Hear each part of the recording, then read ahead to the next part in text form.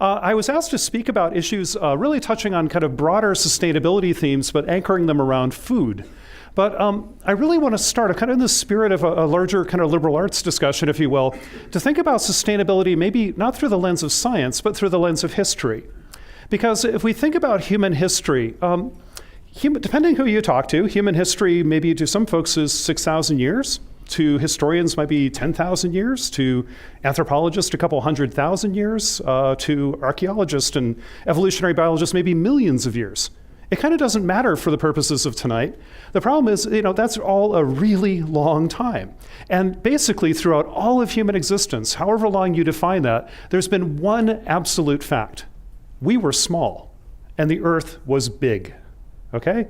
We had infinite resources. We could always go and explore new places, find new frontiers, new places to go and spread out and gather more resources and to grow our numbers. And that was all true until very recently. In fact, we're the first generation in all of that human history to suddenly realize, wait a minute, maybe this planet is finite after all. Maybe it has some possible limits in terms of what we can do as a civilization.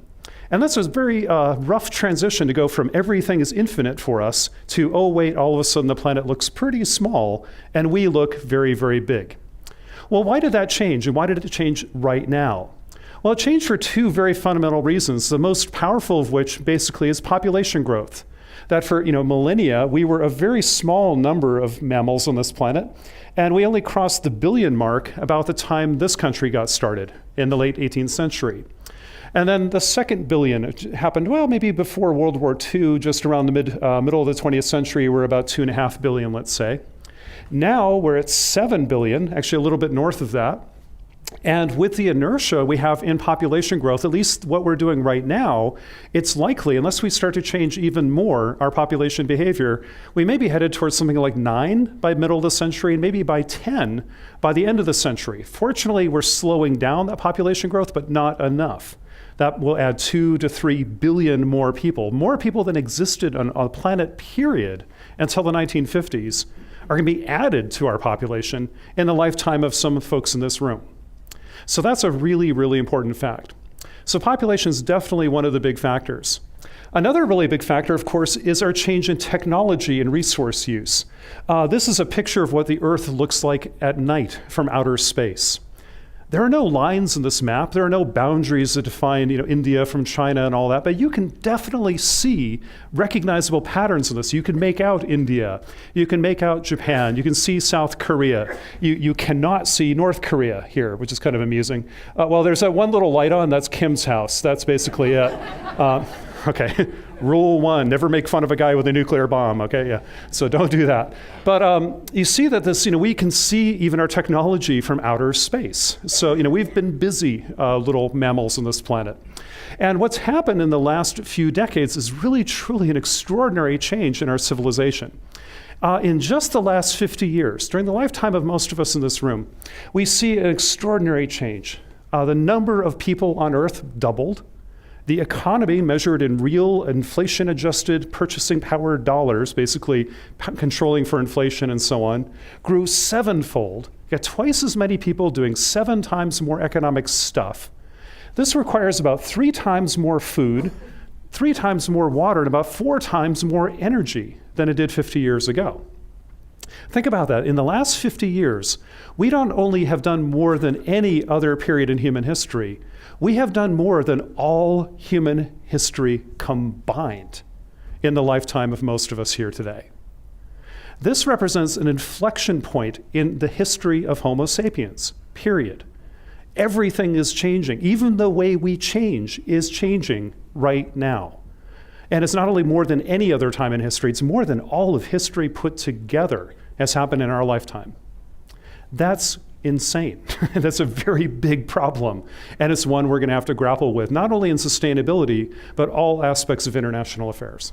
A lot of the things you're going to be talking about. So as we think about this, from the lens of, now we'll put on the lens of the environment during this moment of history, it's important to recognize, now environmentalists, like well, I'm an environmental scientist. I don't say I'm an environmentalist. But people who work in the environment, generally we're like the last people you want to invite to a party. okay? Or never more than once, because we're going to talk about the whales, we're going to talk about climate change, we're going to just depress the hell out of everybody. But, if we are really honest with ourselves, overall, humanity anyway, has never, on average, been better off. Not everybody, that's for sure, and not good enough. But we have more people living to their full life expectancy than anybody in history. We have more people free of disease and warfare and violence than anybody in history. We have better human rights. We have better democratic regimes. We have better rights of women and minorities of any time in history, though very far from being where we should be. But we have made a lot of progress in the last few hundred years. I wish we'd made more, but we're making some good progress. So on the whole, people now live better than any generations in previous history on average. But the planet itself, that's another matter. We're doing pretty well. We could do better. The planet, well, it's paying a bit of a price for this. And essentially, we're running out of our planet in some very important ways. This growth of our numbers, this growth of our technology and resources and the human condition have kind of gobbled up a lot of the planet. What looked infinite is no longer infinite, and now it looks actually quite constrained. And in fact, we're running out of some very important basic resources, one of which is just the land base of the planet itself. How much land do we have to play with? What I'm showing here, this is a photograph of basically the eastern part of the Amazon basin in South America, near the mouth of the Amazon River, near a city called Belém in the state of Pará in Brazil.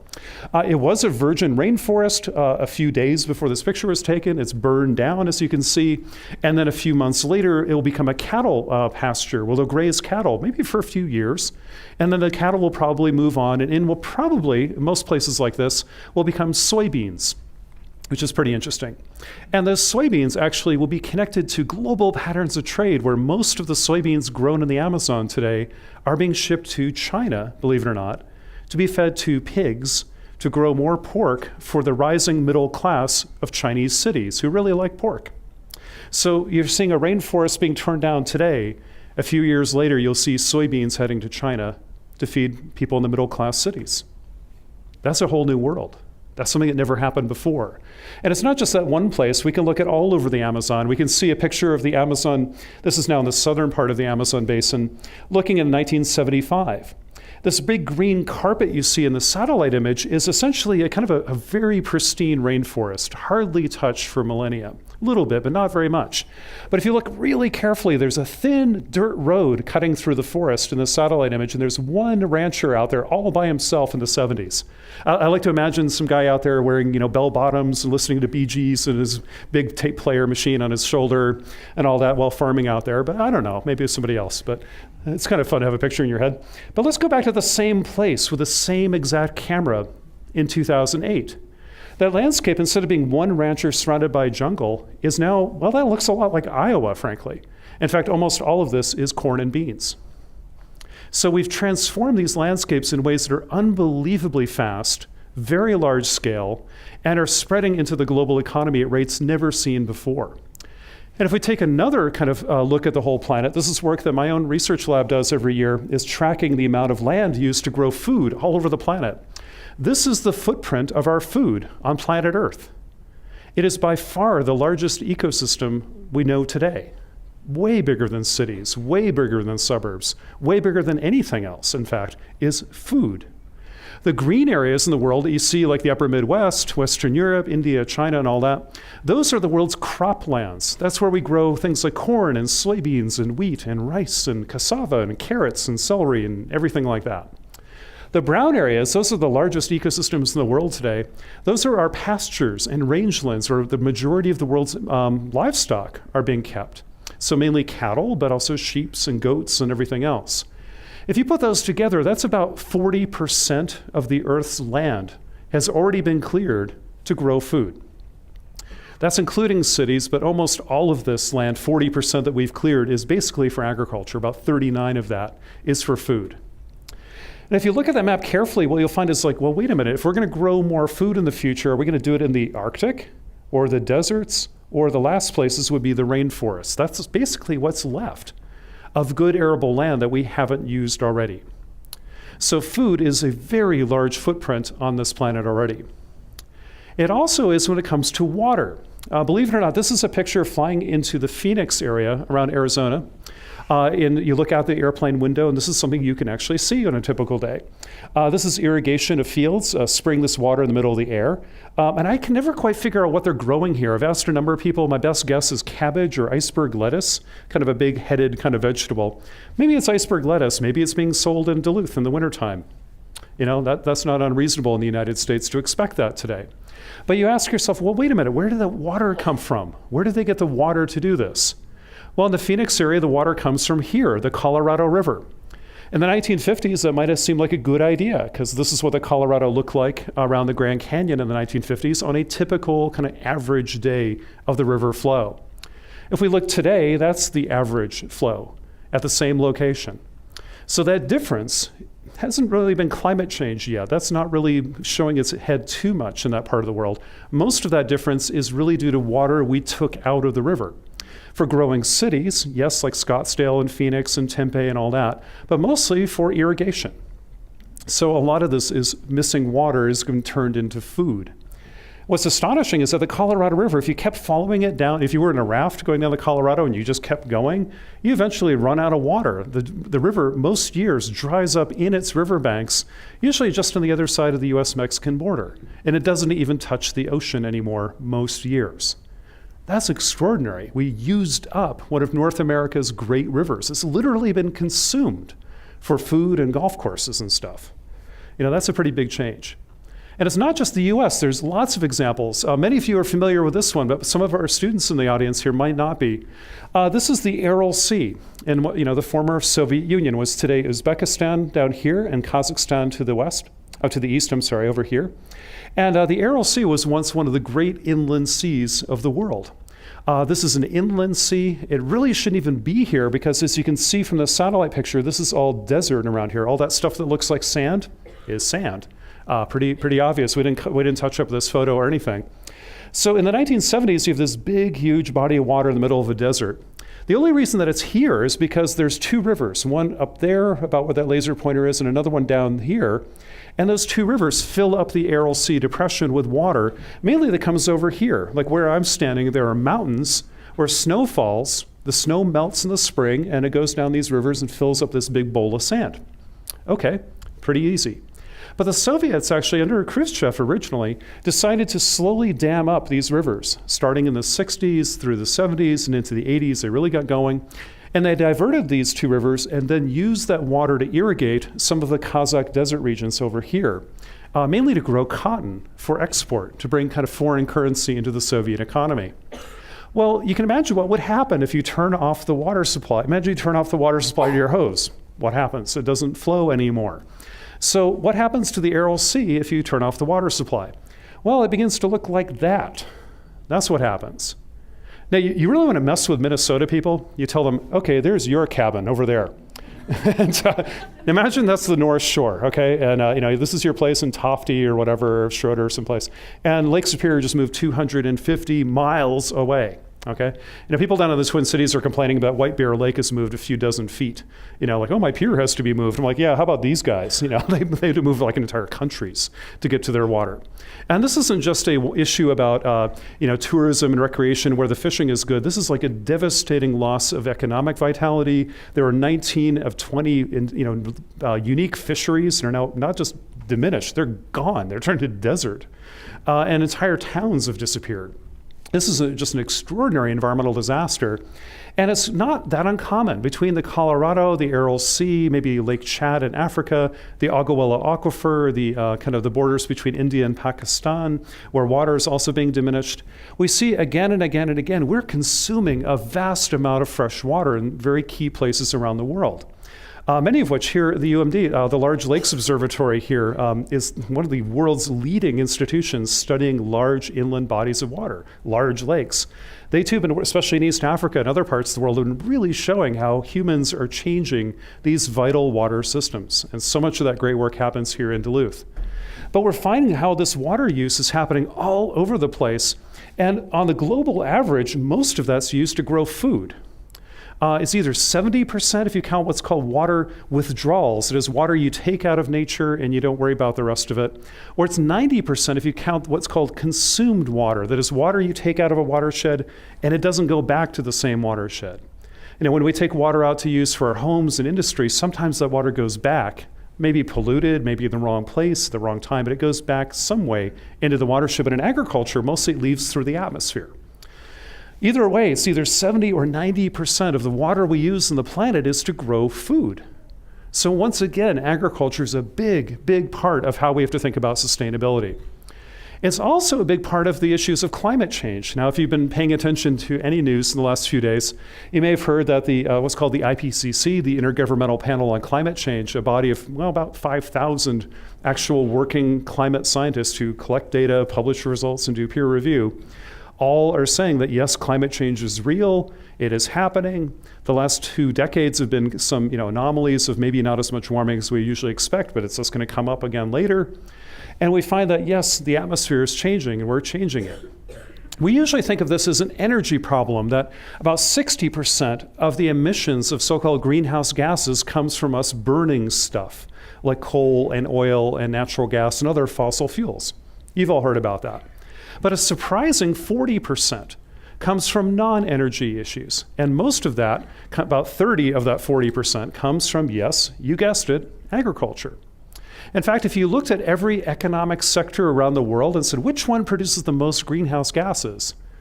Its first is agriculture by far. Second would be one of the energy sectors would be transportation. Every car, every truck, every plane, every bus, every boat in the world put together is only about 15% of our emissions. Yet agriculture is more than double that with about 30. So if you want to solve climate change, I would start with agriculture, not so much with the energy sectors. I will tell you where those come from in a little while, but they're not where you usually suspect. The point of what I'm trying to say here is that this moment of history is a sudden kind of dawning realization, or rude awakening maybe, for us as a species. We could do whatever we wanted for a very long time. Now suddenly we've got to put on the brakes because, well, we're kind of running out of that planet. We're hitting some pretty big limits on the horizon, and we've got to figure out how to manage that. How do we grow the human enterprise? How do we make ourselves more prosperous, more secure, better off as a species while living on a now finite planet? That's the challenge of this millennium. And a lot of these changes, a lot of these pressures we have are tied back to food.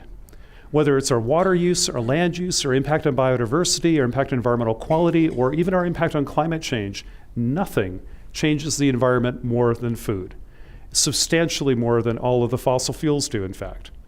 So if you really want to think about sustainability, I would start with food. That's a good place to begin. But this is much more than an environmental question, isn't it? Because food isn't just an environmental issue.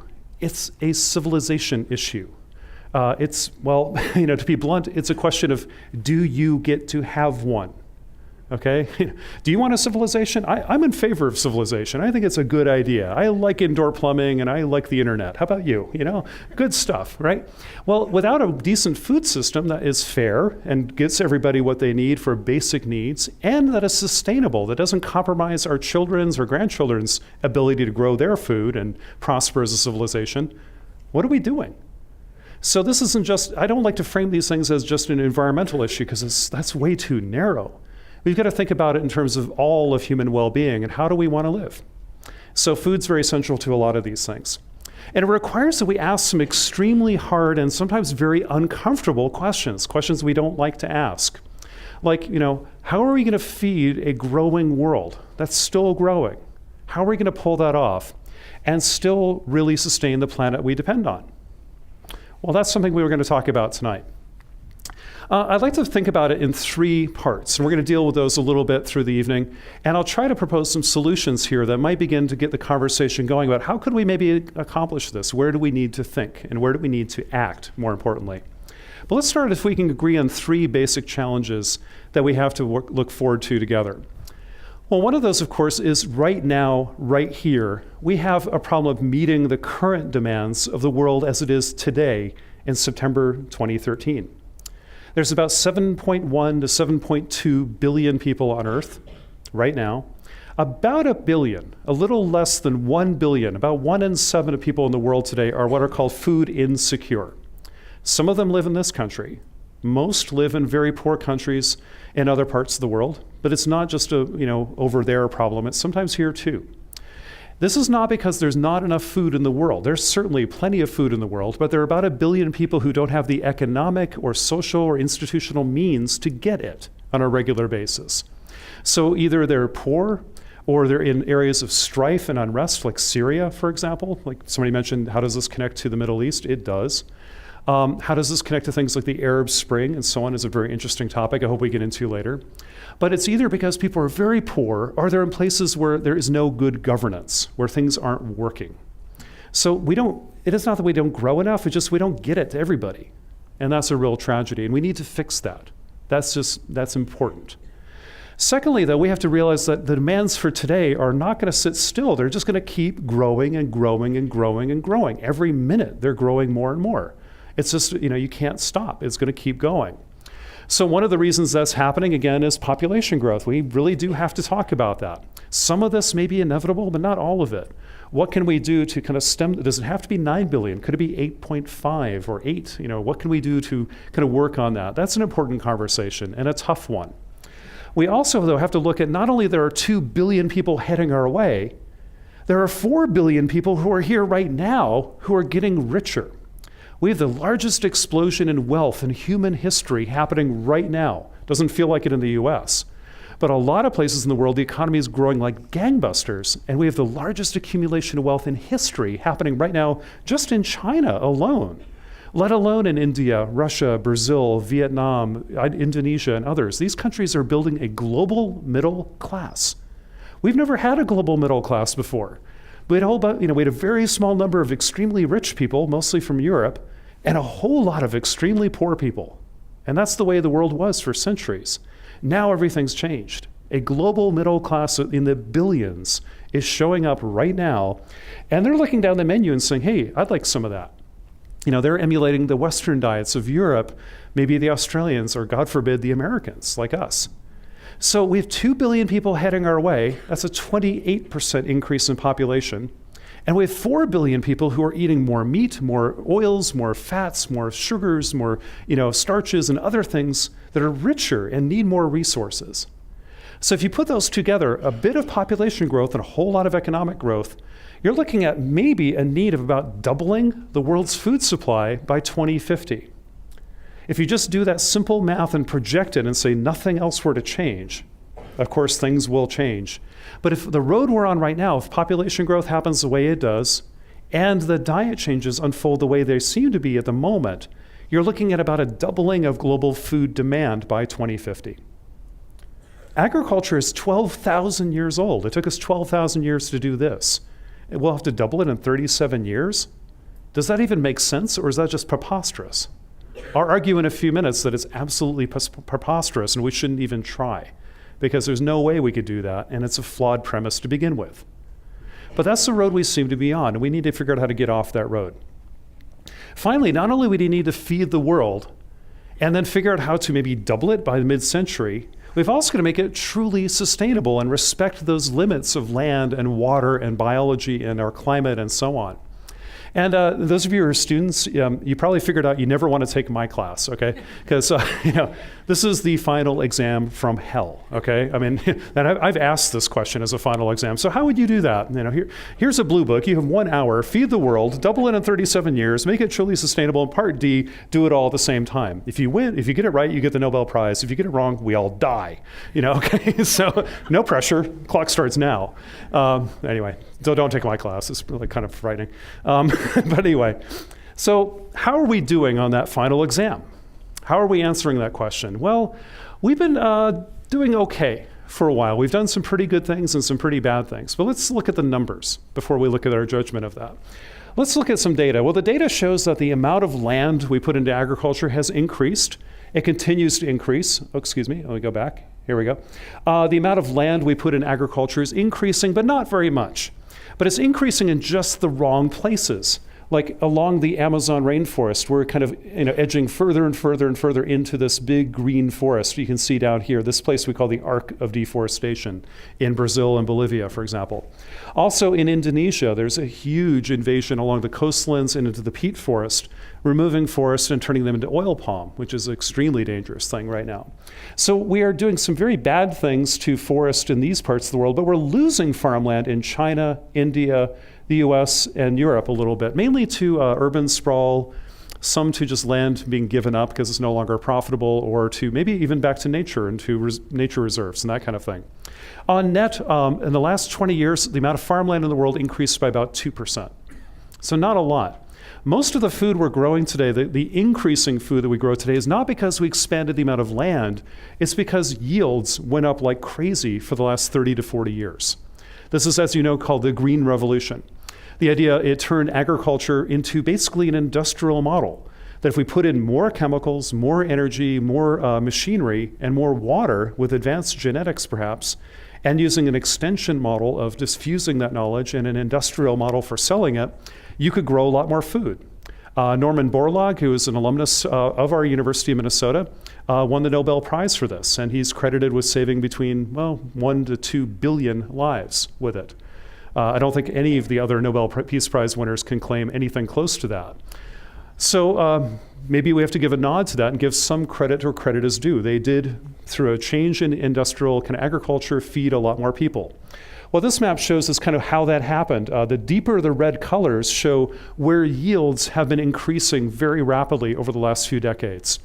If we zoom in, in this case, to corn, we see here the corn belt of the United States, here in Brazil and Argentina and Western Europe. The deep red colors are places where yields have been going like gangbusters. Basically it's Iowa, Mato Grosso, and down here in Argentina are the places where, boom, corn yields have been going through the roof.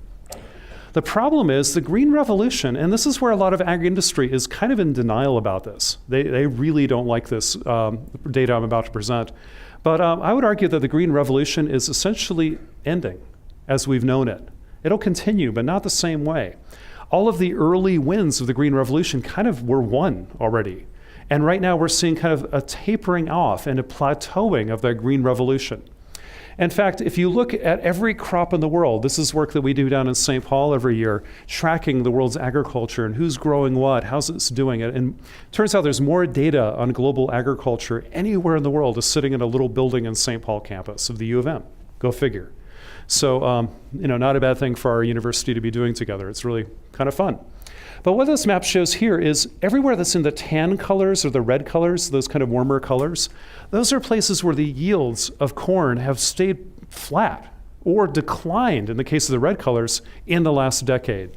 So a lot of equatorial Africa, even parts of China and India, parts of the Mediterranean, even parts of Mexico, but also Zimbabwe, Moldova, and other places where political issues have caused agriculture to truly decline significantly in the last few years. This is looking at the last 10 years. About 20 to 25% of the corn acreage in the world is not seeing any yield improvement at all. Still doing great in Minnesota and Iowa, but other places, no, not so much. Then we get to the crops that actually really feed a lot of people. For example, rice and wheat. Did you guys know that rice and wheat together provide half of the calories of the human diet every day on this planet? If you want to feed people on this planet, to first order, you have to grow rice and then wheat. Everything else is the other half of our daily intake of calories. Amazing. 2 crops are half of our food security right there. So this is rice.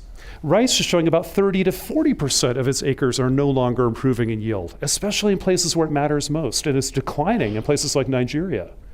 We're also seeing for wheat, every major wheat belt is showing yield stagnation, no longer improving the yields. The Green Revolution for half of our calories is kind of over. So this is really, really dangerous territory to be in. So if we want to just depend on the last 40 years to predict the next 40, not likely, very unlikely in fact. So if we look at this and we look at it very carefully, what we show here, and this, I won't bore you with the math, but basically, if we want to double the amount of maize, rice, wheat, and soybeans, kind of the 4 biggest crops we grow in the world, if we think we're going to double those by the middle of the century, we better be on those dashed lines. That's the rate we'd need to be increasing to be doubled by 2050.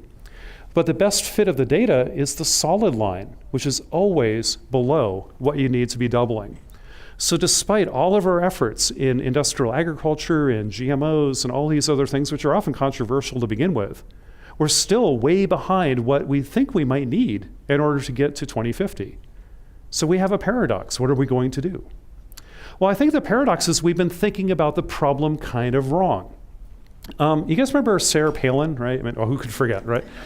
I remember very distinctly during the convention in St. Paul where she was nominated, she and a lot of her friends were kind of talking about energy policy, and she had a chant. It was like, drill, baby, drill. Remember that, right? Drill, baby, drill. That's the energy policy of the McCain-Palin administration. And I was kind of horrified by that, saying, well, that's not an energy strategy, that's a cheer.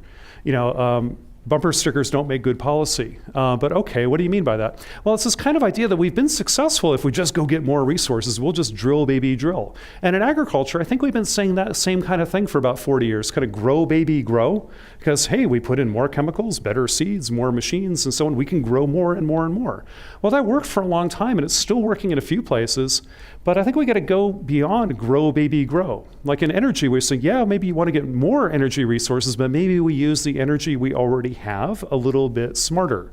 That's called efficiency. That's, being like, I don't know why people don't yell like, weatherize, baby, weatherize, or insulate, baby, insulate. I don't know, it just doesn't catch on as well. I don't know, or please don't throw away food, baby, don't throw, it doesn't fit on a bumper sticker or something. I don't know, any marketing majors here?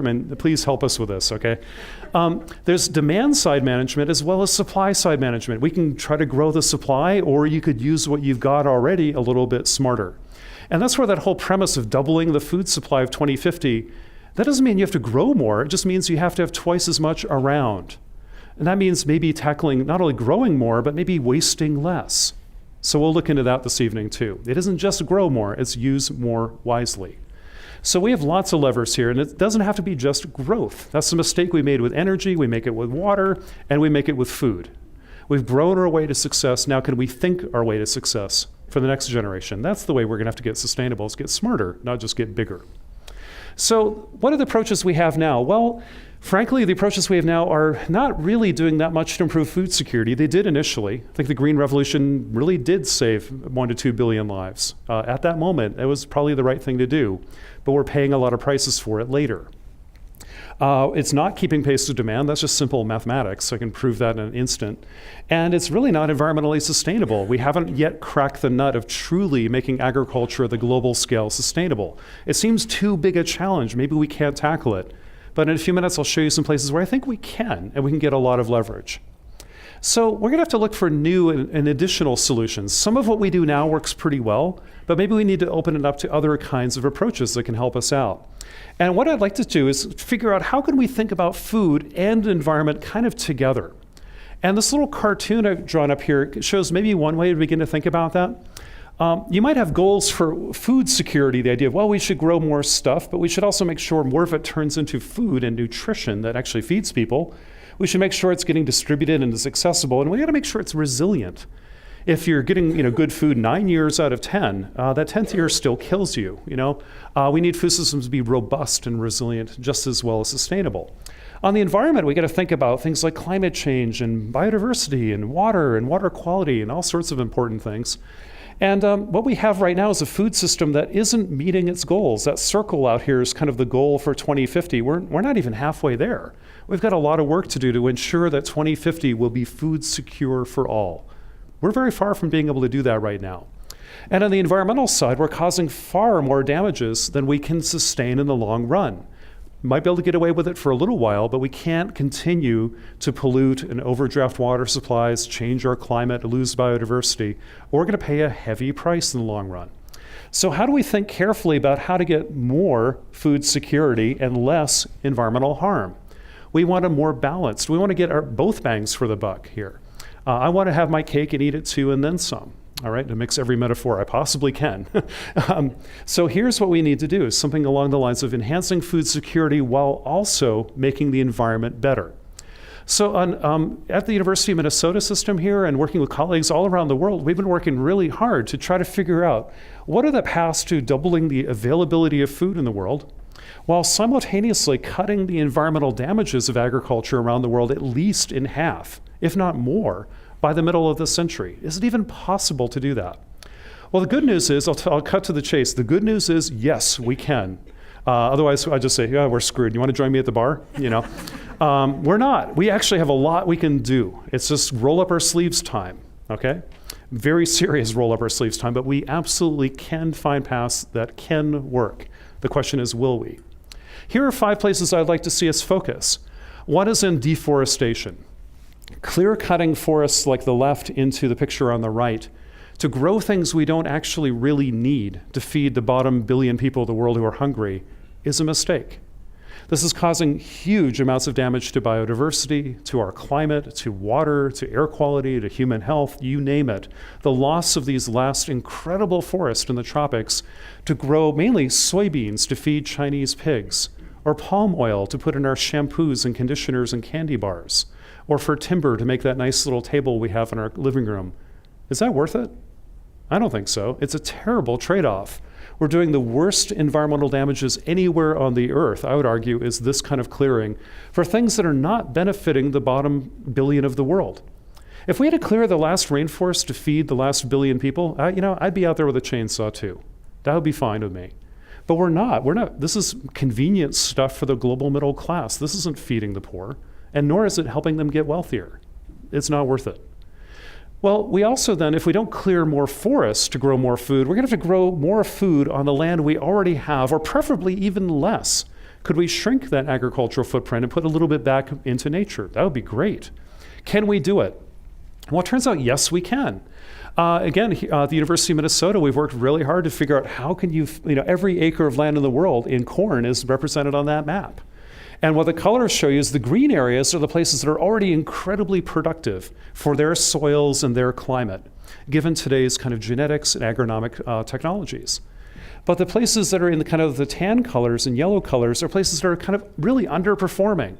A lot of them are usual suspects, like there's a lot of agricultural development yet to happen in, let's say, West Africa or here in Southern Africa, Zimbabwe, for example, but even Mexico, differences in land tenure, who owns land, mainly around institutions and governance issues. But it's not just those countries, it's also in Europe, the former Soviet and Eastern Bloc states. During the Soviet Union, they were getting about half of the production of crops they should have gotten for their land. I mean, this is one of the richest breadbaskets in the world. But it's not very productive because of institutions and failed governance. After the Soviet Union collapsed, it got even worse. They're down to about 20% of the yields they should be getting for things like barley, wheat, corn, and other major crops. It's a disaster, but yet it's on the most fertile soils on the planet. Unbelievable. So these areas, the kind of base of the pyramid, places that could be more productive if you help them out, are places where we need to focus. But right now, agricultural investments in the private sector, which are now much larger than our public investment, are going to the green places. We're putting lots and lots, Monsanto, Syngenta, and all the rest are putting billions of dollars into improving corn farming in Iowa. Well, they're already doing pretty damn well. But these areas, they're hard to figure out a business model for. Why would the private sector invest there?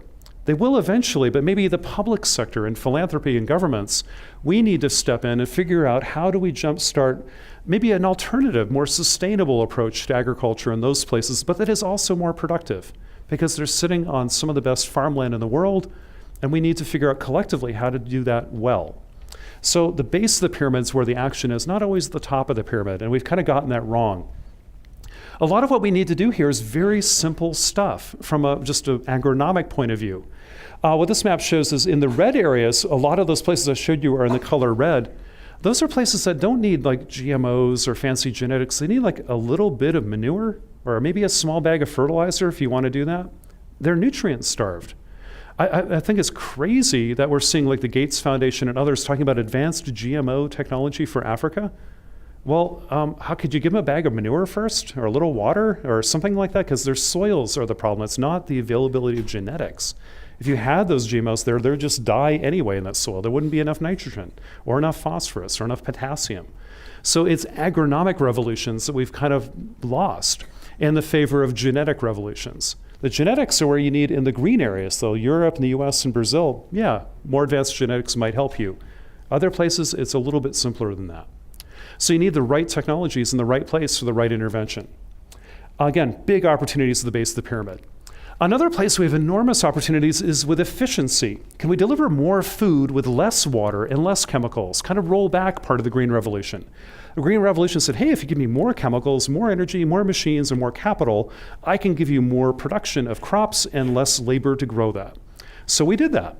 But now we're seeing the problems that's creating environmentally and socially, so maybe we need to roll back a little bit of that. And one of the things I want to figure out how to do is, how do we grow more food with less water and less, especially fertilizers? Well, water is easy in some ways. It's hard, but it's also easy, because look at that. I ask my students every year, can you invent a machine that wastes water better than that? And for 20 years, no one has been able to do that. So not once has somebody come up like, an open swimming pool, nope. This machine is spraying water in perfectly sized droplets to evaporate during noonday sun at a 45-degree angle, which is, if you're a physicist, you'd be like, that's an evaporation machine. If you wanted to evaporate water, that's exactly how you design it. I mean, you're laughing, but it's kind of like, oh my God, that's not very funny, actually. But it is and it isn't. It's like, oh my God. This is crazy. Now, the reasons we do that, we don't want to get the leaves damp because they get disease and stuff like that. But if you want to water the roots, I'd recommend putting the water in the roots, not in the air.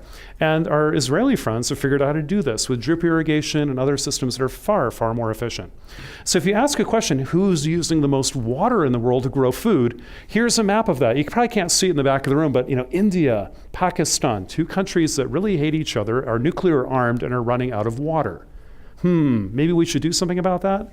China, Indonesia, the US, here in the Agabuela, out in California, the Columbia River Basin, we see these hot spots of irrigation. The darker the blue is more water being used. But this is the interesting map. This is the one that says, how much water does it take to make 1 calorie of food? On average, for irrigated crops around the world, if you're a vegetarian and you don't waste any food, you're like the perfect vegan and you don't throw anything away, God help you. But okay, imagine you are. You would need about, you eat 3,000 calories a day maybe or so. That would take about 1,000 liters of water to grow your food, or about 250 gallons of water is in your food. And you're a vegan and you throw nothing away. Well, if you're like the rest of us and you eat some meat, you'd have to add about a 0 or 2 to that number, especially if you drink milk or eat dairy products or beef especially. So that's a huge amount of water. You eat far, far more water than you drink in a given day by orders of magnitude. So all the water in the world is really embedded in your food, okay? So that's huge. But notice that the colors vary like crazy over here. And the places I've highlighted in yellow, the average is 1/3 of a liter of water per calorie. But in India and Pakistan, this place is saying, this scares me a lot what's happening here. There are 10 times more water than that. They use 10 times more water than the average to grow the same food. The Israelis, who you can't even see on this map, they use 1/10 as much water to grow the same amount of food. So do the math. Between the Israelis and the Indians, it's about 100-fold difference. And how much water does it take to make the same amount of food? One uses 100 times more water than the other. I see that as an incredible opportunity, don't you? So why don't we figure out how to do this? In fact, I was at a conference recently. I can't say who it was exactly. It was kind of semi-confidential, and this is being videotaped. But it was an Israeli businessman who works on a lot of drip irrigation. And before the Morsi regime was deposed, whether it was a coup or not, semantics.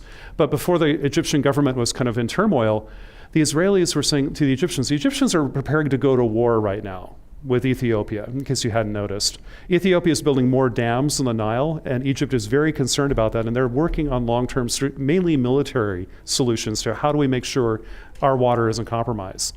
The Israelis said, I could walk in here and save you 90% of your water, and you wouldn't have to go to war. This is cheaper and better. Why don't you do it? And they were beginning to move in that direction, thinking about that. With Israeli cooperation, that's brilliant. Who would have thought? But then all the turmoil in the Middle East happened again. So water solutions are staring us in the face. We just need to figure out how to do it. And they're 10-fold, 100-fold improvements, huge opportunities. Same thing with fertilizers. We are very wasteful in fertilizers all over the world. We spray them in the wintertime when we have time. Most of it runs off in other places. This is some very, very poor practices. And we use an enormous amount of fertilizer. These 4 green blobs, like the US, Western Europe, India, and China. China being the most fertilizer intensive, followed by India and the US number 3. So, yay, we're number 3. On a bad list, you don't want to be number 1. These are the nitrogen fertilizer hotspots. This is where too much fertilizer is being used. And we've done a huge number of analyses showing that everywhere in the red areas of the world could dramatically cut their use of fertilizer without impacting any food production at all. We're simply putting on way too much, and nobody has to pay for that. Fertilizers are cheap, and you don't pay for the pollution. So in the red areas, we put on way too much, but the green areas, interestingly, are places where you do need more fertilizer, but it could be produced with legumes or manures, or maybe microdoses of chemical fertilizer with kind of precision agriculture, so it doesn't cause so much of a problem. What we need to do is kind of rebalance how we use fertilizers, not so much in a few places, but a little bit kind of everywhere. And that'd be a lot smarter. Last thing I want to talk about, and this is the one that gets us all into trouble because it gets kind of to people's value propositions and identity around food and everything, but it isn't just how we grow stuff, it's how we use what we already grow. And that means we've got to talk about diets, we do have to talk about biofuels, and that's hard in the Midwest, and maybe food waste. But let's start with diets and biofuels. Let's get the controversy out of the way, because we live in 2 radically different worlds. The green world, China, India, most of Africa, the Mediterranean countries, California, most of Latin America, and down through the Andes. They live in a world where what they grow is fed to people directly. This bar represents how much of what you grow is fed into the human diet directly. So things like rice and wheat, fruits and vegetables, nuts, roots and tubers, and so on. The green world is feeding people. The red world, where we live, does not. It feeds mainly livestock, which then we'll eat, but not directly, and increasingly feeding machines, with ethanol, for example, in the US and Brazil. Okay? We've made that choice, and in Minnesota, 87% of the crop production in the state is not human consumable. Most of it's corn and soybeans. We don't eat any of that corn and soybeans. We like to drive through it and pretend that's food, but it's basically an industrial feedstock. And we've designed it as such. And there are lots of reasons why that's good. It's good for local economics. It is subsidized. There's lots of reasons we did that. But is it actually feeding a lot of people? Well, we have to look at some numbers. The numbers are basically this. These aren't mine. These are the USDA's. This is looking at how much efficiency does it take to make crop calories. Like, let's say you have 100 calories of corn on a plate. You have a little plate of corn, 100 calories of corn right there. If I feed that to an animal and turn it into milk, I'll get 40 calories of milk, or 22 calories of eggs, 12 calories of chicken, 10 calories of pork, and about 3 calories of boneless beef. The beef industry likes to say, no, we're about 20% efficient. It's like 5 to 1. I'm like, yeah, you're measuring the hides, the bones, the fat, the blood, everything that's an economic product, including stuff that isn't.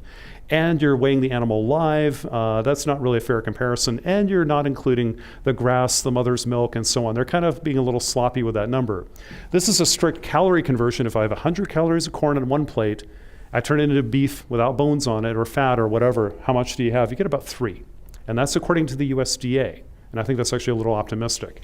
For protein, that 100 units on a piece of corn here represents 100 grams of protein, let's say. You still only end up with 5 grams of protein. It's a myth to say, oh, we have to get protein by feeding animals. Actually, the plants we fed them had more protein in the plant than we get at the end of the day. Now, whether those are proteins we like to eat or human digestible or whatever, not all amino acids are available in a plant-based diet very easily. That's why people, being vegetarian sometimes hard. But this is not very efficient. So looking, as you go further to the right, especially the beef side of the thing, is a pretty inefficient way to produce food. I'll admit, I still eat beef, but I eat a little bit less of it than I used to, and I think a lot more about how we could do this better. But let's run the numbers in the United States. Here's an interesting little map. One of my graduate students put this together recently, Emily Cassidy. She did this calculation where basically said, if you look at every acre of farmland in the country, she did this in metric units, so it's in hectares. A hectare is about 2.5 acres. It's 100 meters by 100 meters. Think like a football field by a football field, and that's how big a hectare is. She said if we were vegans, we were vegetarians or vegans or whatever, and we didn't waste a thing and we're all really, really skinny, we just eat 2,700 calories with no waste and we just eat tofu or something. Again, God forbid, it'd be terrible, but let's say we did that extreme kind of diet makeover. How many people could you feed in the upper Midwest? Usually we talk about yield as tons or bushels per acre. Well, she said, how about number of people you fed this year? Well, it turns out the Midwest would feed about 16 people a year if we were all kind of vegans who didn't waste very much and were all very skinny. But what we actually feed is conservatively, this is a kind of upper estimate, is about 5 to 6. Because we grow a lot, but then we turn a lot of it into ethanol, we turn a lot of it into animal feed, and the animal feed cannot be 100% efficient. Interestingly, 5.4 is just behind Bangladesh in the same calculation. We grow a lot more than Bangladesh, but they feed a lot more people for what they grow because they're growing mainly rice and vegetables and things like this. So yes, we grow a lot, but do we feed people is a different question. It's not just growing stuff, it's what do you use it for in the supply chain. And that's good news. We can grow more, but we can also think a little bit about that diet lever and maybe the biofuels lever. And that's controversial, and I recognize that. But there's a big difference between 5 and 16, and that's an opportunity for us to think, what could we get out of that? What could we do more efficiently to get more value for everybody out of that production? There are probably ways to do that. This is looking all over the world, not just the US. Showing corn actually grows more calories than any other crop in the world, but it delivers only about 40% of them because it's mainly used as animal feeds or biofuels globally. Wheat and rice actually feed more people than any other crops, as I mentioned before, and so down the list. These are the crops that feed people measured in calories. Pretty interesting stuff. About 60% of what we grow gets turned into food, 40% doesn't, and that's where some opportunities are. And whether maybe you don't like that, that's fine. We certainly talk to folks who are from different points of view about diets and biofuels. Great, let's have the conversation. But I think everybody would agree that the additional 30 to 40% more food, even if it's meat or plant-based, that's lost due to food waste, that's something we can all agree on. I've never met a lobbyist yet from the International Food Waste Association, like, yes, we're pro-food waste and we're proud of it. I haven't met them yet. Maybe they're here today. If you are, please let me know. I've never seen you yet. So I think that's something we all agree on, whether you're a big, let's go beef and ethanol thing. Waste is bad for everybody. Or you're a vegetarian, whatever. Everybody thinks food waste is a bad idea. Well, it turns out 30 to 40% of all of our food, whether it's plant, meat, ethanol, whatever, is probably wasted in supply chains. So what can we do about that? Huge opportunities. College campuses are a really lovely place to do that because there's a concentration of the food system in a small place. You can do a lot here in a cafeteria, and your sustainability team has done a lot already. So these are good things to focus on. We can do more. So the good news is, and I mentioned this already, we're not totally screwed. That's the good news. If you remember one thing from this talk, it'll be a unique environmental talk in the sense we are not totally screwed. That's my bottom line. But we will be if we don't do something about it. So we can feed the world and sustain the planet. The question is, will we? But we actually can. Biology and physics tells us we can. It's now political and economic reality is now, how do we do it? Well, one of the things that's really important is to recognize solutions actually do exist. They are really important to know that they're here. They require some new ways of thinking, though. Instead of grow, baby, grow, we need to replace it with, produce more, but with less. Grow more food with less water, less land, less chemicals. Be more efficient. That would be good. And also use what you already have better.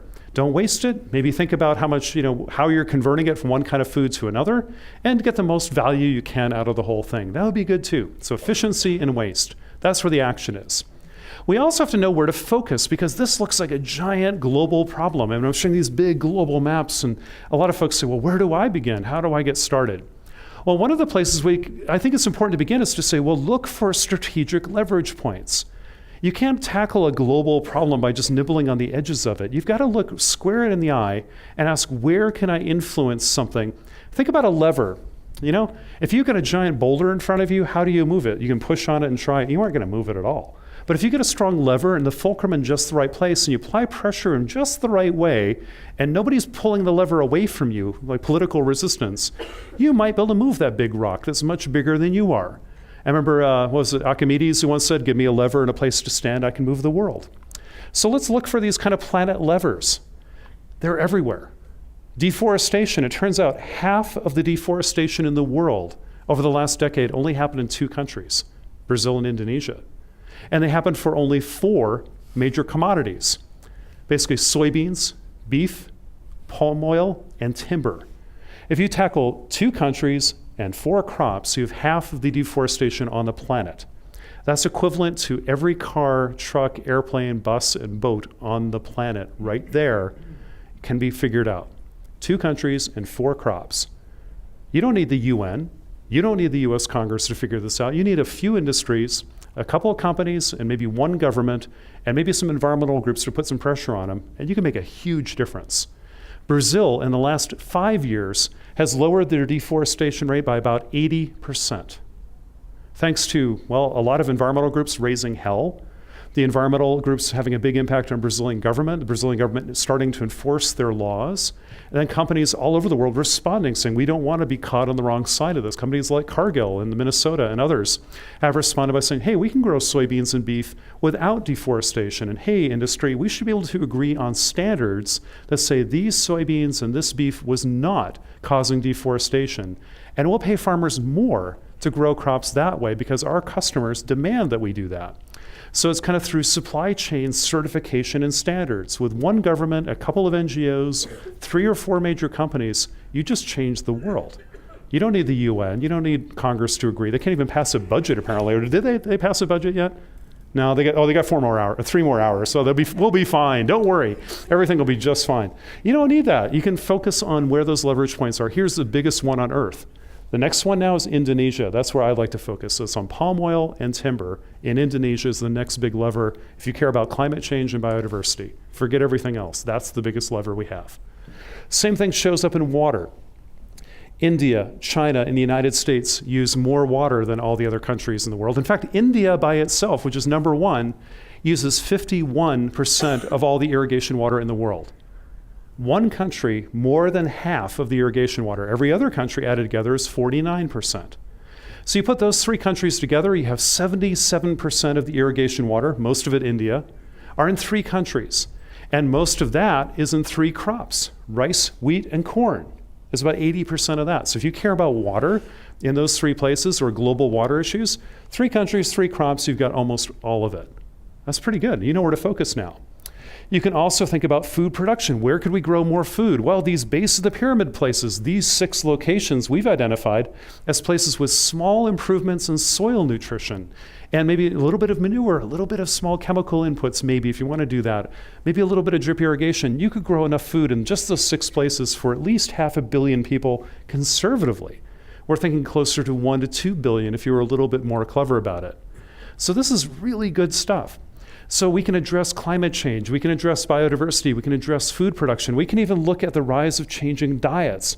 Not only are there kind of planet levers, these leverage points in different places, they're also in different economic realities. This map shows the import of animal feed to China. China, you know that great sucking sound Ross Perot used to talk about?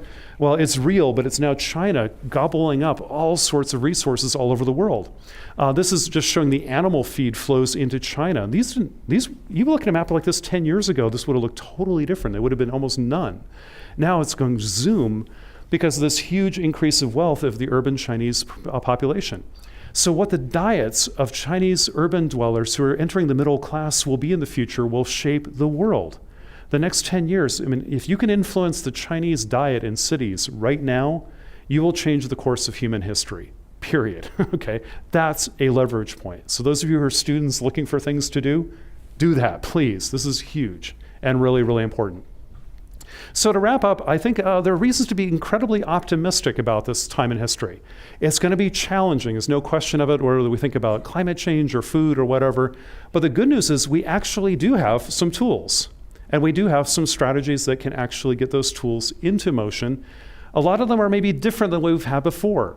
Our old models of, grow, baby, grow, and let's wait for the federal government and the UN to solve all our problems. Well, how's that working out for us lately? Well, there are other tools like addressing diets, food waste, thinking about base of the pyramid solutions and efficiency with unusual partnerships between environmental groups, businesses, a few governments around the world, not all of them. And you can get a lot done. So how do we take this science into action? I think we can, and I think it's possible to do that. But what we have to get really good at, not just in this food space, which is huge, but whether we think about water or nuclear proliferation or technology or human rights, other issues that your institute and your series talk about, I'd like to go back to where I started, is that we have to learn how to navigate this inflection point in our civilization. This moment in history is the scariest, most tumultuous, but also most exciting and promise-filled ever. And we have to decide how to manage it. And this is basically our choice. We didn't choose to be here. None of us did. None of us stood up in the uterus and said, yeah, I want to be born now. We just sort of showed up. Here we are. Lucky us. But we are lucky. We're living in the most exciting and challenging time in history. And we get to decide what to do with it. And especially you students and younger people here today, think about this. You didn't ask to be here, but you're being called upon to be the best possible people you can be. We really need you. Because it's decision time. It's crunch time. And you have to make a choice. What world do you want? The world that we have, the people we usually are, do we want more Britney Spears or Lindsay Lohans, or do we want that world? Or do we want to be the people we could be? People like some of our grandparents who fought in World War II and the Great Depression, who just stood up and did the best they could possibly do. Do I want to accept the world that is a world of gridlock and shallow behavior and stupidness, or the world we know should be? That's up to you. It's totally within your power to do that. A very interesting guy named Robert Anton Wilson once said, the future is up for grabs, and it belongs to anyone and everyone who consciously decides to take that risk and build the future they want. And so for you students here especially, that's my challenge to you. What future do you want, and what will you do to get there? Thanks very much, and I look forward to any questions you have this evening. Thank you very, very much. If someone called you and asked you for consultation on what to include in the new farm bill that would be sustainable, what would you suggest? Burn it. I mean, where do you begin with a train wreck like that? I'm sorry to say that, but the Farm Bill is like, let's be honest, it's really kind of an economic stimulus package of certain vested interest linked to like what used to be things like food aid and other things.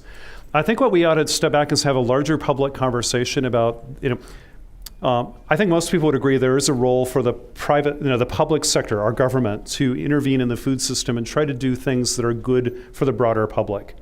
But those have to be measured against litmus tests of what does this do to, I would like to have every question in the Farm Bill asked and be able to answer.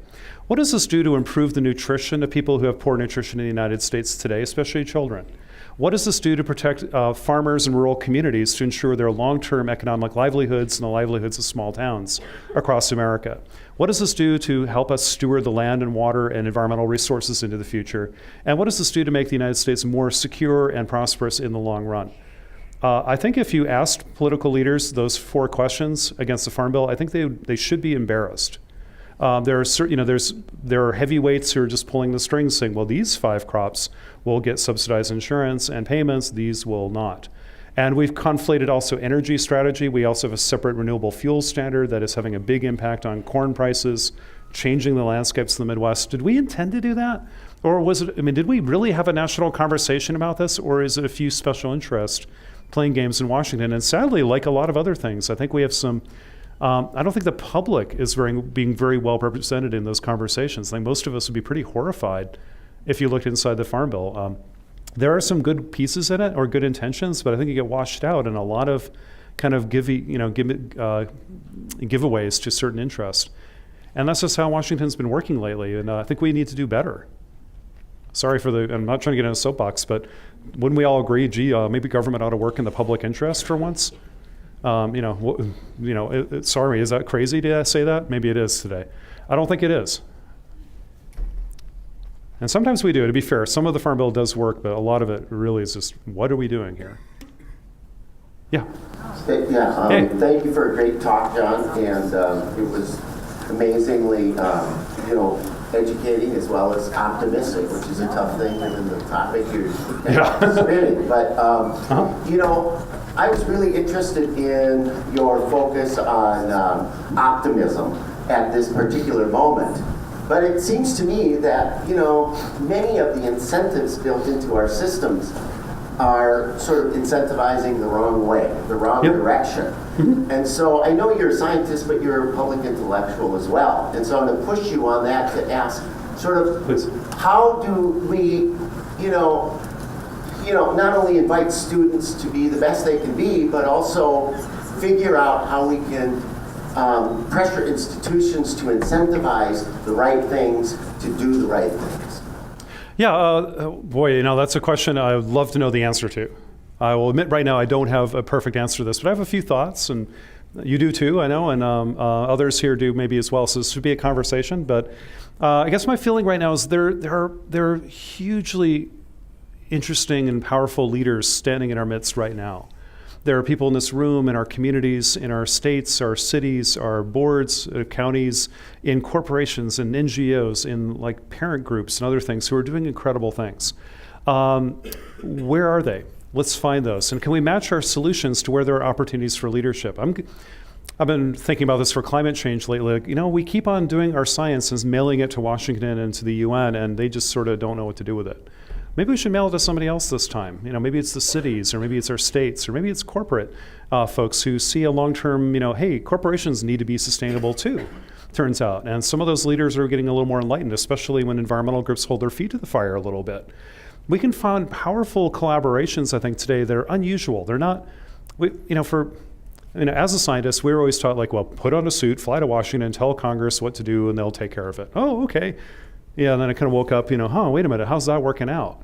Not so well lately. Well, I hope it gets better. It probably will someday. But right now, let's put on a tie and go to a corporation, an NGO, and see if we can form a new kind of cooperation there. And let's see what we can do. Because frankly, look, this is in everybody's interest. It's not a good business model to ruin the planet. It's not a good value proposition at all. So I think the old days of saying, business is bad and environmentalists are good, well, it's more nuanced than that now. It's like, especially these big global problems, there isn't the environmental movement loved I think in the 70s and 80s, we had what we might call the Aaron Brockovich narrative.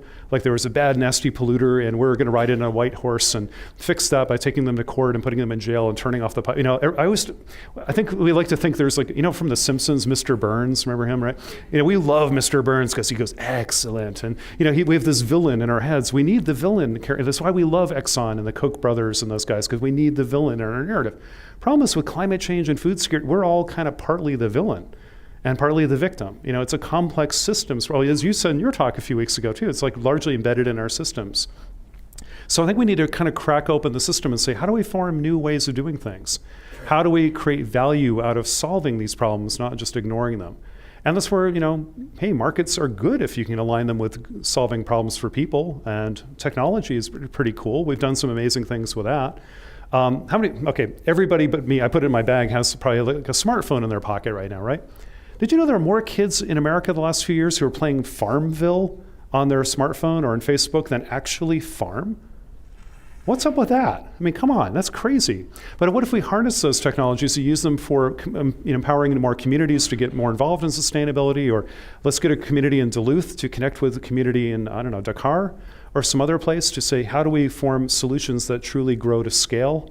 So I'm kind of firing around a lot of different things here, but I think new thinking about cooperation, technology, and governance linked to these new technologies that we have emerging could be very powerful, and they will get around the old roadblocks of just waiting for the UN to fix everything for us, because that's not working out. I don't know. I wish I knew the answer. I'd love to hear more about that. Yes, sir. With respect to the matter of making better use of what we're already able to grow, can you give us an idea how much of the food that's grown is spoiled or lost before people get to eat it? Yeah, exactly. That's a really good point. Well, as I alluded to, a little bit of that is on average about 30 to 40% of all the food grown in the world is never consumed, and it's lost in different points between the farm and the plate. Or after the plate in some cases. In poor countries, it's usually over here. It's between the farmer and getting it to the marketplace. So in a lot of poor countries, they have a lot of food waste in poor countries, but it's not because people are gluttons or throwing things away. It's because the farmer, maybe the train didn't run that month, or maybe they couldn't harvest it because there's not enough labor in the right place at the time of harvest, or maybe the insects came in before the harvest, or maybe they couldn't store it before it spoiled. It's basically a failure of infrastructure and markets. But in rich countries like ours, we get the food and it's in our supermarkets and restaurants and cafeterias and whatnot, but we maybe consume too much. And I have a lot of good intentions in my refrigerator, right? What's the best thing Tupperware is used for? To store food you won't eat, right? That's kind of an old joke, right? You ever seen that chart? It shows the amount of time used to do Tupperware, and it shows a big pie chart, and has most of it is finding the damn lid is part of it, and then the other part is storing stuff you're never going to eat in the last little slivers, things you might actually eat someday. So I don't know. That's probably a joke, and hope the Tupperware people don't get mad at me. But we got to get better with food waste, and in this country, that means cafeterias, restaurants, and homes. And there's really great leverage point. I don't know if you've done this at the Duluth campus. I didn't go to your dining services today, but I was at your food court a little bit with some students, and I noticed something pretty interesting is you didn't have cafeteria trays. At the Twin Cities campus, we got rid of them there too. And it was Airmark is our kind of food partner for that. I don't know if it is for you guys too, it probably is. And they were doing it to, like they wanted to get rid of the trays because it takes labor and energy and water to wash them. So they got rid of the trays, but then suddenly they noticed they weren't emptying the trash cans as often. They're like scratching their heads, and they actually sent people around observing cafeterias with trays and ones without. And they realized students who had the big tray, they go around the cafeteria and just filling the damn tray up with everything. More Captain Crunch, more cereal, more hot dogs, or what, mostly junk food, right? And they pile that stuff on there. And they didn't eat most of it, but their eyes were bigger than their stomachs, right? That's we all do that at a buffet. But if you don't give them the tray, they have to hold it in their hands. They might be like, oh, I got a salad and my pizza over here, and I'll walk back. It's only if they're hungry will they'll go back and get more food. So they found there was a dramatic savings in food waste and labor and waste disposal. I'm like, wow, I hope you're telling everybody in the country to get rid of cafeteria trays. Of course, I remember when I was a student, we used to steal the cafeteria trays and go sledding down the hill with them. Did you guys do that here too? Yeah. So maybe just give everybody a flyer or something. I don't know. But so food waste is a huge opportunity. It's 30 to 40%, and that's more than more than GMOs will give us. That's for sure. So let's tackle that problem. And I think there are huge opportunities in the food waste column. We just haven't looked hard enough. Yeah. Thank you very much. You obviously have a lot of fun when you're up on the stage talking about this topic, notwithstanding some of the content. I appreciate it this evening. If we had to do something when it's 60 and sunny in October in Duluth, I would come listen to you, and that was wonderful. Oh, you need more fun. I'm not wanting to point accusing fingers, but my brother lives in Mozambique, and he's been talking to me, works for CARE, and he's talking about his concerns with Monsanto buying large tracts of land in northern Mozambique. And then I'm coming to campus this morning, and I'm listening on Minnesota Public Radio about Cargill buying large tracts of land in Colombia. So my question is this. Cargill and Monsanto claim that these are small farmers who are very inefficient. So Monsanto and Cargill are going to come in and have larger types of production, make it more efficient, and in the end they will be producing more food for people. Could you comment on that, please? Well, I can't speak for either of those organizations. For full disclosure, we work sometimes with Cargill. They've actually funded some research in our lab. And I know, but with no strings attached, just purely to put data into the public domain. They're interested in making sure these conversations can happen. But I'm not paid to speak for Cargill, and I never would want to be. But I think you're right to be concerned about those kinds of issues, absolutely, because it's not, and agriculture isn't just about growing food. It's about who has sovereignty over that food, whose rights are being impinged upon. I mean, the food sovereignty issue is huge. And I think sometimes we do make mistakes like you're alluding to. I think that sometimes happens, actually quite tragically often it happens. It happened during colonialism. It happened with European powers and the United States being involved in some of this. Maybe it's happening again with some corporate control. We also see a lot of hedge funds. We see a lot of financial institutions buying land. China now leases 5% of the entire country of Ukraine. 1/20th of Ukraine is now basically being leased by China. If you're Chinese, that's a pretty good hedge strategy for growing food for you, but it's also, if you're in the Ukraine, you'd scratch your head and go, huh. So yeah, I think there's some I would like to see a lot more transparency in this. I don't think it's always wrong for companies to try to figure out how to grow a market in an underdeveloped part of the world. And there can be, with a lot of daylight and a lot of transparency, the ideas of bringing Western markets to folks who do farm already and say, hey, I can give you more production and get you a market to sell your goods to. In an ideal world, that would be a good idea, wouldn't it? I mean, a lot of these places are limited by their ability to grow things and get things to market. So if you ask farmers there, they might have mixed opinions. But what worries me is the lack of transparency sometimes around this, that it's often in kind of, not done very transparently. It's not reported, or it's reported wrongly. I don't know if Monsanto's really doing that. I assume they are, but your brother knows more on the ground than I do, but I haven't read that. But I know that there are sovereign wealth funds, China and others are doing these kinds of things too. So I think you're right. We need to keep a very careful eye on these things. And I think corporations at their best they're like any other organization. They're only as good as the people in them and only as good as you want them to be. So I think if you can get corporations to really be transparent, hold their feet to the fire a little bit and accountable, and when they make mistakes, smack them in the ass, pretty much. Pardon my French, but yeah, like any other organization, hey, that's wrong, do better. And I think a lot of companies have learned the hard way to do better, and it's ultimately in their best interest to do that. So I think, I don't know, that's a complex question. I think you're right to be very concerned about that, but it's not always black and white. I think it's a lot of, we need to watch this. We need everybody around the table. I think one of the problems we're seeing in the food question is similar to what's happened to climate change. It became very polarizing to people. I'm not saying you are like this at all, but it just the kind of topics you're talking about can kind of lead to like, oh, it's Monsanto, they must be bad, kind of thinking. I have a friend who works at Monsanto, and I remember, I won't tell you who it was because that's not fair, but we were having a beer one night at an airport because we're both stuck for a flight or something like that, and I just looked at him and said, what's it like to work at Monsanto? It must be crazy some days. I'm like, you guys, everybody hates you guys. And he said, well, actually, it's better than Ticketmaster. I'm like, what do you mean? He says, oh, no, we actually track that. We track corporate reputation, and we're the second most hated company in America. Ticketmaster's number one. I'm like, I just looked at him and, clinked my glass and said, oh, congratulations, that's great. And I don't know anybody there who's like Mr. Burns who says, I really want to manipulate the world and make it bad. I think they're trying to do what they think maybe is a good business model, and I think everybody I know there thinks they're doing a good thing. But I think we as a society need to have better conversations and more civil conversations. Like climate change is almost impossible to have a civil conversation about that now. I hope we don't go that way with food. We kind of need Michael Pollan and Monsanto and everybody else at the table. I don't think we want to exclude anybody, but we need to do that with absolute transparency, integrity of process. And this is where universities can play a role, because I think we can play kind of the role as honest broker and kind of data cop. Here are the numbers, and put them out in the public domain. That's where I think we need data and civility around these conversations, and make sure we keep things accountable and transparent. But that's just a hope. Oh, lots of questions. Yeah, I think you're back. Yep. Very good. I thank you very much for the talk. I found it very, very informational. Oh, thanks. And I like the ending where you're giving the young people things to think about.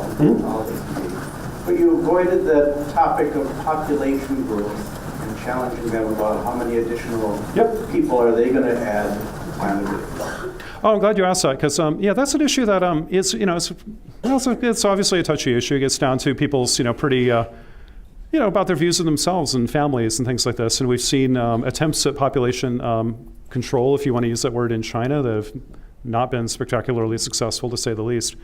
And also there's a little bit of mathematics we have to keep in mind. Population growth happens for two reasons. People having more than 2 children, or people living longer than their ancestors. It's not just births, it's not dying. So a lot of population growth in the world right now, about half of it is the fact that the population is now living longer than their ancestors. Like India, for example, is moving from people who got to be living to 50 years old, now living to be 70 years old. That's a great thing. I don't want to change that. But there are a few remaining regions of the world, and they're really important, where population growth rates are more than 2 children per woman, what we call total fertility rates. When you go about, for mathematical reasons, it turns out 2.1 is the magic number. If you have on average more than 2.1 children per woman, you'll drive population growth just through births, as well as people maybe living longer than their parents did. So there are places in the world, mainly in sub-Saharan Africa and the Middle East, that do that. The United States is not one of those countries. We are growing simply from immigration.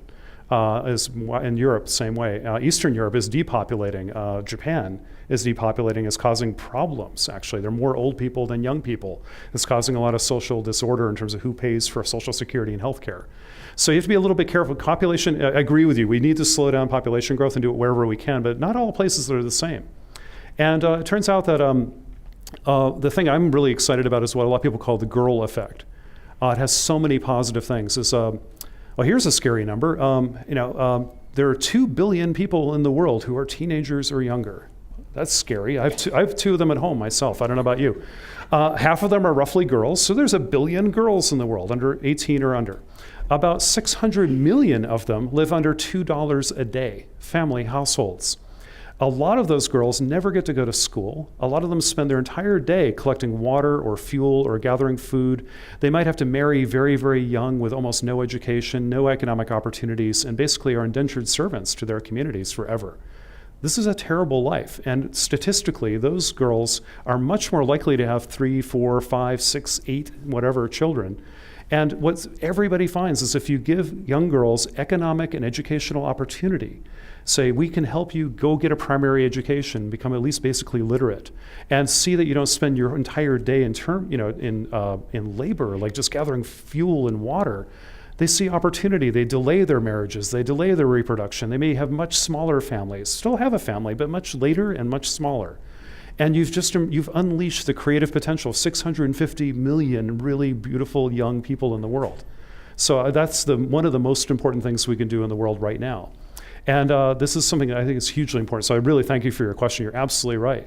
But it's we've got to look at population in the right places. We've got to think about also why it's growing. Sometimes it's birth, sometimes it's not. We've got to not confuse the two. But we also got to look at our faces and say it's consumption. Even in places where population isn't growing, like a lot of the northern countries, consumption is still going up. And those 4 billion people who want to join us and emulate our behavior, that turns out to be a bigger, mathematically in a way, bigger impact on the environment than just population. So it's a big whirlwind of population, affluence, consumption, and we need to find all those levers. But you're absolutely right. Population is a really important issue, and we need to tackle it. But we need to I personally think we need to do ways that help young women make their lives better, and that in turn seems to be the best stimulus for driving down population growth. And what a win-win you've got there. Yeah. Thank you for a really holistic talk and challenging us all to think about what we can do. A question for you that maybe kind of looks back a little bit to the time when I was in college and maybe when you were in college too. Somebody named E.F. Schumacher who was talking a lot about small is beautiful and smaller technologies, appropriate technologies. You've collected a voluminous amount of data in your work, and I wonder if you're doing any work that looks at correlations or between size of agricultural undertakings and those intense consumption rates of water and fertilizer. What's the relationship, or is there one that you're seeing between the scale in which we're growing food and how those resources are used?